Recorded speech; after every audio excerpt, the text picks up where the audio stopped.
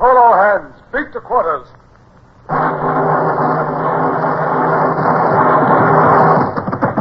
Run out the guns. Stand by the starboard battery. One broadside into it, if you please, Captain Bush. Pointers on target. Linstock ready. Aye, aye, sir.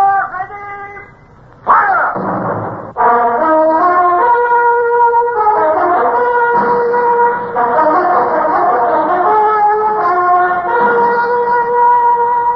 Presenting Michael Redgrave as C.S. Forrester's indomitable man of the sea, Horatio Hornblower.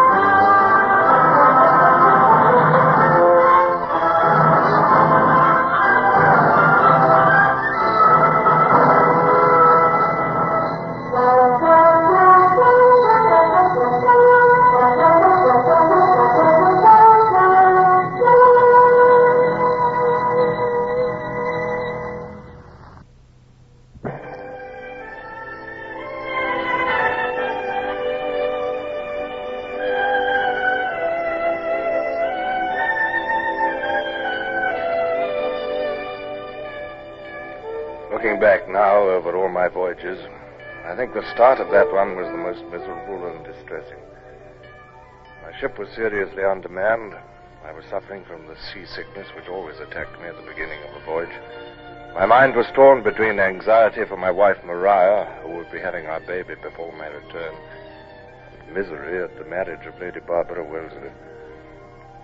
And now I was saddled with the care of 6 fat, stupid, lubberly merchant ships. As I stood on my quarterdeck in the grey dawn with the wind whipping through the rigging, I cursed those Indiamen for their slowness in acknowledging my signals. They must man those Indiamen with blockades, sir. The Lord Mornington's been flying that signal at the dip for 10 minutes. Well, they haven't the sense to clear the halyards. Oh, well. I've given them their course for Finisterre, and they must follow it as best they can. I shall go below, Mr. Bush. Aye, aye, sir. One moment, sir. What's that? Something's happening. The Warmer Castle's hauled her wind. Look, sir. You can see her through the glass. Yes. Yes, she's spun round. She's clawing up to windward towards us. Surely she's signaling. Where's the signal, Lieutenant? Yes, sir. It's a jumble signal. I can't read it. What? Looks like number 29, sir. Huh? But it can't be. That means discontinue the action. And now she's hauled it down. Well, there goes another. What? It's number 11. Yeah? Number 11, sir. That means enemy in sight. Master there! What can you see on the port bow? Nothing, only the Warmer Castle, sir. Are you sure? There, I can see them now, sir. 2 luggers on the port bow. Luggers, eh? That can only mean privateers, sir. If they can pick off an East Indiaman, it'll be a feather in their caps. Then we shall prevent them from feathering their caps. Hands to quarters, Mr. Bush. Aye, aye, sir. Hands to quarters! We shall need our wits about it, Mr. Bush. This is going to be difficult. They will maneuver to cut off a ship to windward of us. Lay alongside a quarter while we're beating up against the wind. That's it. Those luggers are as quick as lightning in stays. The Indiaman is so slow and our crew is so raw. There are 2 luggers. We shall have to parry 2 thrusts at once. You can see them plainly now, sir. 2 masters. They have about 20 guns apiece, 9-pounders. We could blow them out of the water if they were fools enough to come in close range. I'd say they carry about 150 men each, and all mad for gold. Yes, have the guns loaded and run out, Mr. Bush. Aye, aye, sir. Run out the guns!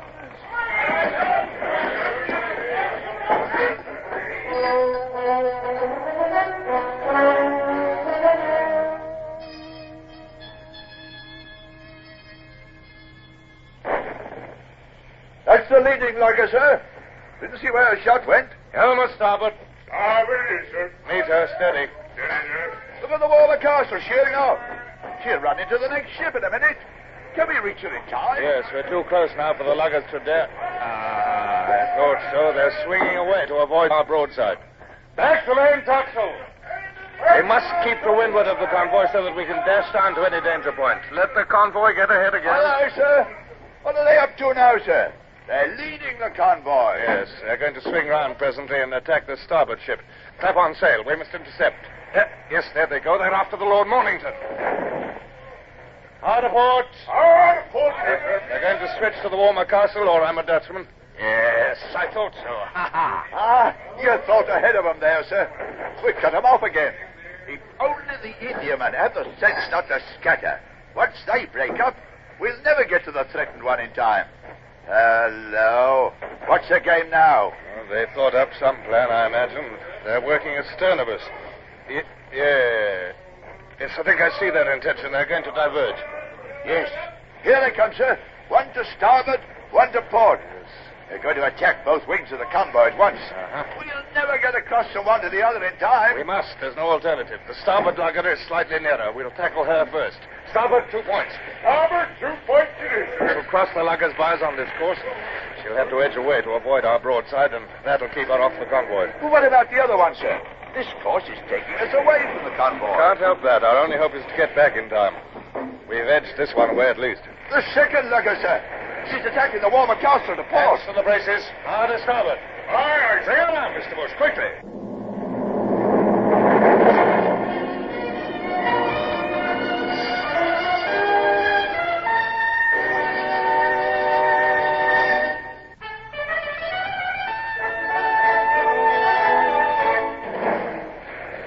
I didn't think this old tub could move like this. We're carrying too much canvas. Yes, lay right over with this wind abeam. The Indiamen. We'll drive right in among them. They'll never get out of the way. Look out, we're going to ram the Lord Mornington. No, she's swerving. Look, come here. It's like driving an horse through a maze. Look, it's the lugger alongside the Warmer Castle. Stand to your guns, sir. Mr. Gerard, give the lugger a broadside as we pass her. Helmsman, steer through that gap between those two ships. The Frenchmen are boarding us, sir. That's pistols going off. No, I see us coming. They're jumping back into the lugger. Up goes her mainsail. She get away yet? Back the mizzen topsail. Now, Mr. Jenner, take your aim. Wait till your guns bear. Fire!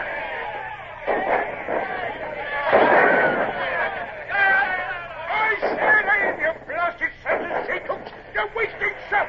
A whole broadside and only a couple of shrouds shot away. 2 shots went across our deck, sir. Look at that. They plowed a clean furrow through those men. That's Skinner starting to think about. Our sails are filling. Don't let her get away. Get your guns to bear again. She's losing her 9-pounders at us.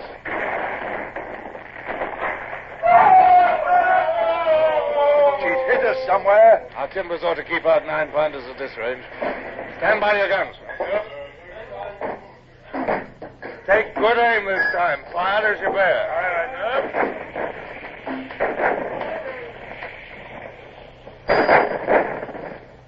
That's better, much better. Hands on, men! There goes the mainmast! Mainsail, topmast, shrouds and all. Shall we go in and finish her, sir? Certainly not, Mr. Bush. Our job is to guard the convoy. Square away on the other tack. We must deal with the other one before she can attack us on the other side. Hands to braces. Lively there. Goodbye, Mr. Froggy. You have a long day's work ahead of you before you can see Brits again. The convoy was frantically beating up towards us again, with the second privateer on their heels, like a dog after a flock of sheep. But at the sight of the Sutherland rushing down upon her, she sheered off again. Obviously, she worked round to make a dash at one of the outside ships, but I swung the Sutherland round and headed her off. Thus it went on for an hour or more, like a game of hide and seek. But with only one lugger to deal with, my task was easier. At last, the Frenchman realized that he was wasting his time. His big lugsail came round, and he thrashed away to windward in search of his crippled colleague. He's off, sir. We'll have no more trouble with those two. No, Mr. Bush, but the captain of that second lugger is a fool. If he left his consort to look after itself and hung on to us until nightfall, he'd be almost sure to pick off one of our ships in the darkness. Well, yes, you can secure the guns now. Aye, aye, sir. Secure the guns, Mr. Jeddah. What are those idiots cheering about? think they'd won Trafalgar. Mr. Bush, stop that noise at once. Send the hands aft. I'll speak to them.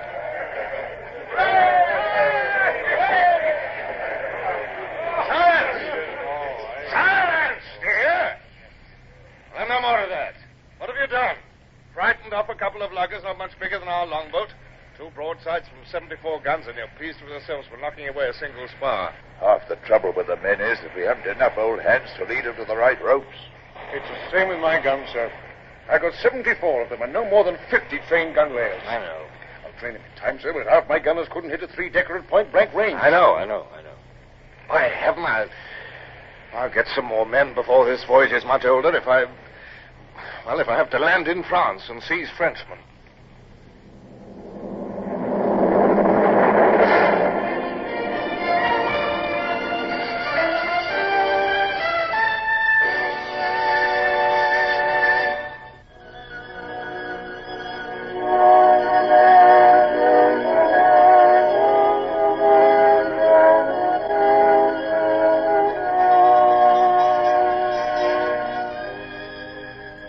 10 days of a strong northeasterly wind had not only hurried my convoy to the North African latitude where I was to leave them, but had also prevented all intercourse and visiting between ships.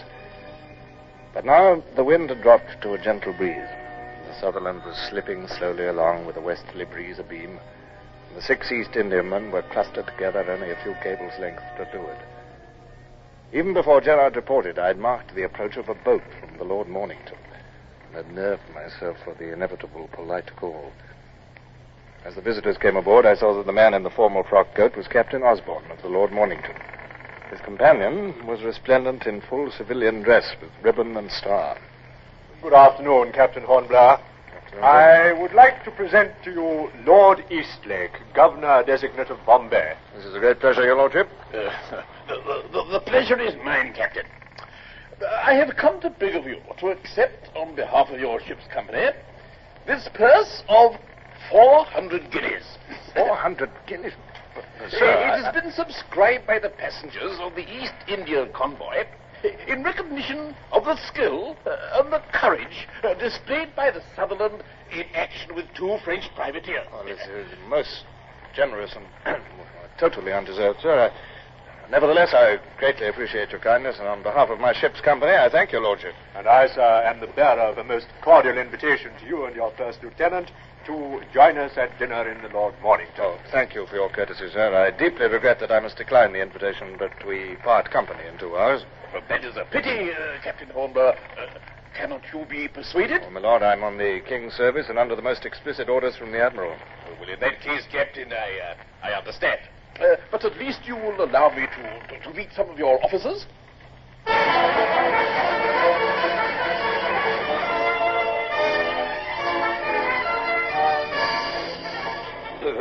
Begging your pardon, sir, but there's no need to turn all that money over to us and the men.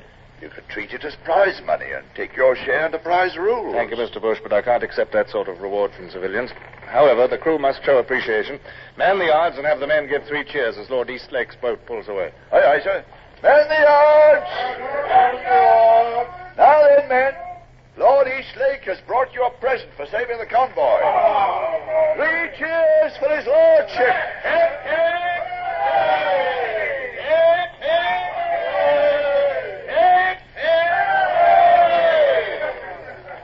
Mr. Bush? Sir? Mr. Gerard, your attention over here, please. Now, listen, I'm desperately short of men. I'm going to take some from those East Indiamen. But, sir, they're John Company ships. Their men are exempt from pressing, sir. Nobody's exempt when the King's service needs him. I'm aware that I'm contravening Admiralty orders, but I plead necessity. Will you excuse me, sir, if I point out that John Company is the most powerful corporation in England? It might be a bad policy to offend them, sir. I'll be a judge of my policy, Mr. Gerard, and I'll take the responsibility. You will obey orders. Aye, sir. Those ships will sight no land until they reach St. Helena. It'll be 3 or 4 months before any protest can reach England, and further 6 months before any censure can reach me in the Mediterranean.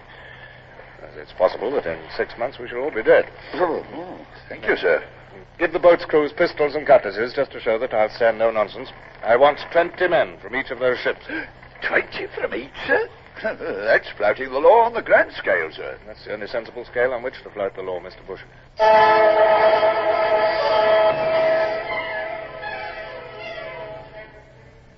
Captain Hornblower, this is an outrage, sir, and I must protest against it. At this very moment, your lieutenant is parading my crew with a view to impressment. He's acting by my orders, sir. But I can hardly believe it, sir. Well, are you aware that this is a flagrant violation of Admiralty regulations? A perfect outrage, sir. The ships of the Honorable East India Company are exempt from impressment, and I, as Commodore, must protest to the last breath of my body against any contravention of the law. I shall be glad to receive your protest when you make it, sir. Well, when I make it? But I have delivered it, sir. I have made my protest. But will you not allow me to ask for volunteers from among your crew, Captain? There may be a few men who'd like to join the King's service. I cannot imagine, sir, that many men will be foolish enough to exchange the comfort of the East India Company's service for the rigors of a ship of the line. But, well, yes, I would agree even to that. Your seamanship in the affair with the privateers was so admirable that, frankly, I find it hard to refuse you anything. That's very good of you, sir. Allow me to escort you to your gig. I will recall my boats. Since they will have taken the volunteers first, we can rely on it that they have all the willing ones on board, and I shall return the unwilling ones. Thank you, Captain Osborne. Thank you. He calmed down wonderfully, sir. Pity we had to give way. But we might get a few volunteers out of that lot, sir. I feel sure we shall, Mr. Wood. Here's the launch and the cutter coming back, sir. They're both loaded with men to the gunwale, sir. They're passing Captain Osborne's gig now. He's waving and shouting something to them. Mr. Gerard and Mr. Rayner are very properly paying no attention to him. Stand by. The men will be coming aboard very shortly.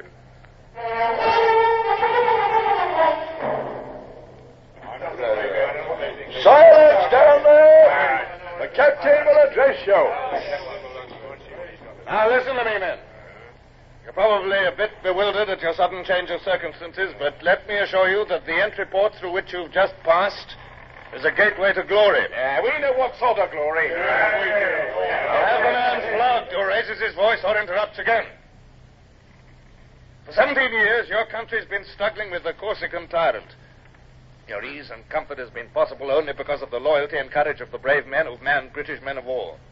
Now you have the opportunity of joining that gallant company. But you've got other opportunities, too. The chance of prize money. The convoy from which you've come presented my crew with 400 guineas for their work in saving you from the French privateers. And there's more, much more, to be made by willing men on the East Coast by the taking of French prizes. You'll serve your country and yourselves at the same time. No man is treated harshly on my ship unless he deserves harshness. You're here, and it's in your hands now whether your lives go well or ill. And what I do in the name of His Majesty the King. That's all. Guard, march these men down to the main deck. Mr. Bush, have the goodness to go down and read the articles of war to them. Aye, sir.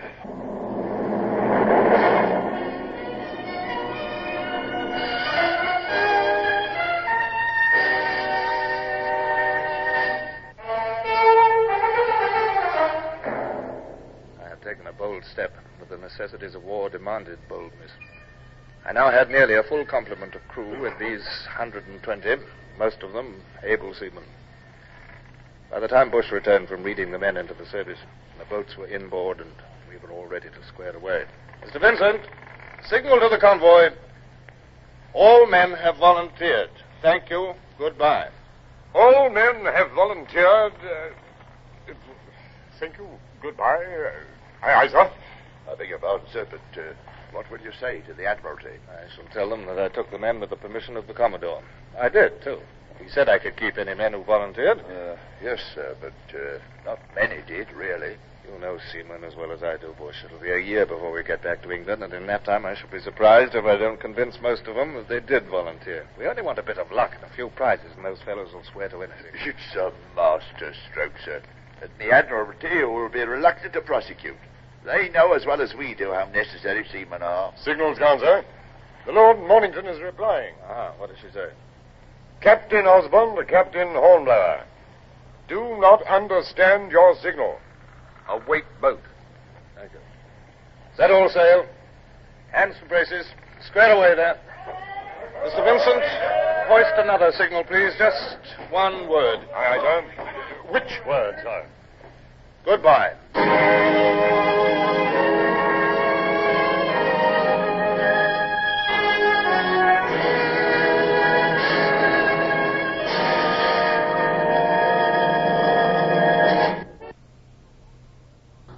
Horatio Hornblower, starring Michael Redgrave, is based on the novels by C.S. Forrester.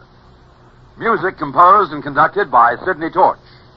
Produced by Harry Allen Towers.